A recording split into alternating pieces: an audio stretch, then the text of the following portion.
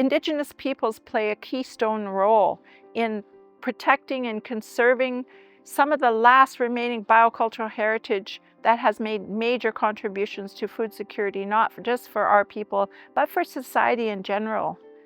The way I grew up is, being food sovereign, being on the land, being part of the land, hunting and fishing, also growing our own gardens. So my core belief is being able to sustain ourselves through the land and being able to take care of the land, and that's the way I teach my children. We've developed a toolkit called From the Ground Up, a toolkit for Indigenous food sovereignty planning to enable more Indigenous communities and leaders and organizations to scale deep, scale out, and scale up our capacity to lead and live the reality of Indigenous food sovereignty. It's an evolving toolkit that we're going to be using to educate and promote some of our core beliefs and some of our core teachings.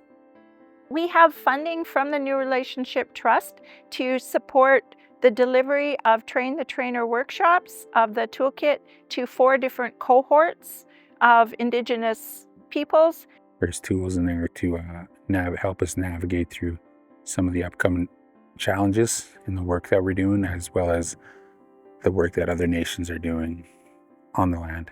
The first most important focus of the toolkit is creating culturally safe community engagement in food systems networks. How do we create ethical spaces of engagement? The second focus is to pool our knowledge, to pool our energy and our ideas on how to grow food, how to harvest food, where to go to harvest it, how to protect that heritage, and to pass on the stories to the next generation.